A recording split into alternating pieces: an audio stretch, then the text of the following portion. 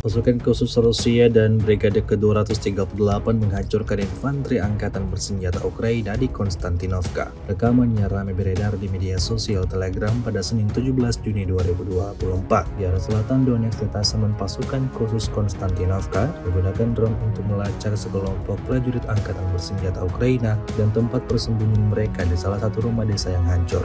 Senjata dari Brigade Artileri ke-238 tanpa ragu diarahkan ke tempat pelindungan. Dengan serangannya akurat, tempat pelindungan itu hancur total dan semua tentara Ukraina yang ada di dalamnya tersingkir.